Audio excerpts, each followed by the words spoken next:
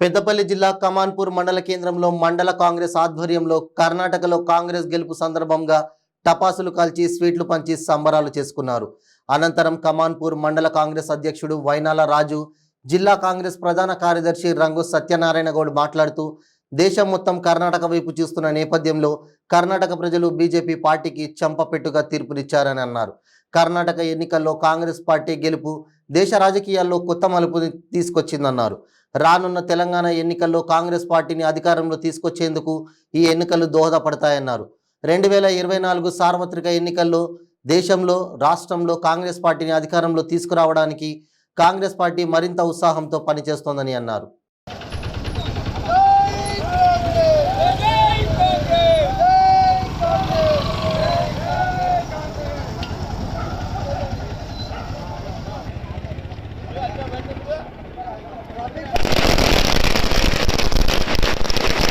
కర్ణాటక రాష్ట్రంలో కాంగ్రెస్ పార్టీ అత్యధిక మెజార్టీతోటి 136 సీట్ల మెజార్టీతోటి కాంగ్రెస్ పార్టీ మరి అధికారంలో రావడం జరిగింది. మా శ్రీధర్ బాబు గారి నాయకత్వంలో కర్ణాటక ఇన్ఛార్జిగా ఉన్నటువంటి శ్రీధర్ బాబు గారికి మొదలు ధన్యవాదాలు. మరియు రాష్ట్రంలో కాకుండా దేశంలో ఎదురు చూస్తున్నారు.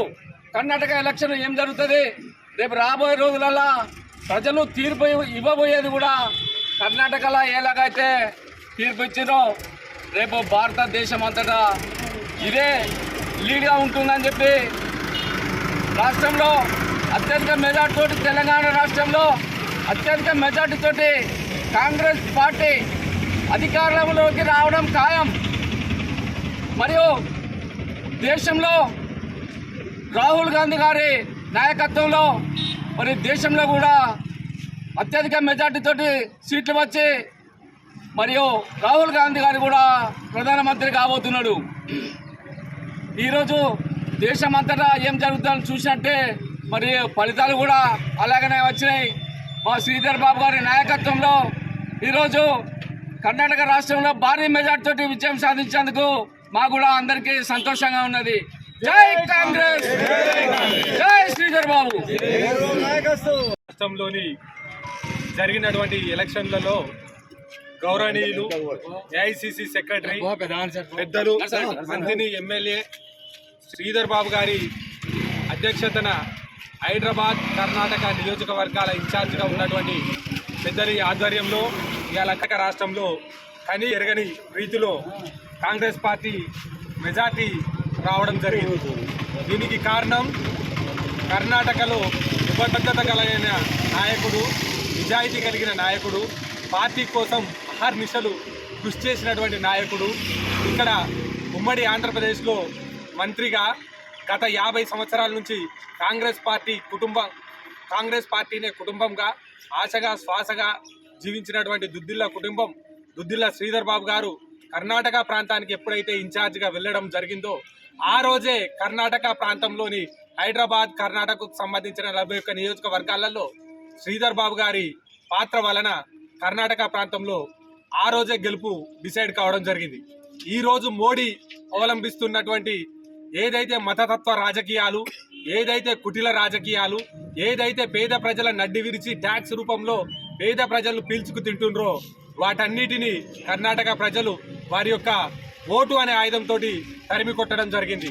ఇదే విధంగా ఇక్కడ కొంతమంది ఎందుకు పనికిరాని నాయకులు ఏఐసిసి సెక్రటరీగా కర్ణాటక ఇన్ఛార్జిగా మా నాయకుడు గొప్ప స్థాయిలో ఉండి ఇలా గెలుపులో అందరికంటే ప్రథమ పాత్ర వహించినటువంటి మా నాయకుని గొప్పతనాన్ని జీర్ణించుకోలేని కొంతమంది చిన్న స్థాయి నాయకులు, ఎందుకు పనికిరాని నాయకులు, చిల్లర మాటలు మాట్లాడే నాయకులు, వాళ్ళకు చిల్లర పనులే అలవాటు కాబట్టి చిల్లర బుద్ధి ఉంటుంది కాబట్టి అటువంటి చిల్లర పనులు చేసే నాయకులు తప్పుగా మాట్లాడినారు. ఇవాళ వాళ్లకు చెంప దెబ్బ కొట్టినట్టుగా కర్ణాటక ప్రజలు శ్రీధర్ బాబు గారు ఉన్నది ఎవరెస్ట్ విక్రమ్ అంతా ఎత్తున్నది. నువ్వు మాట్లాడే చిల్లర మాటలు నీ మురికాలో కూడా దాటడం లేదు.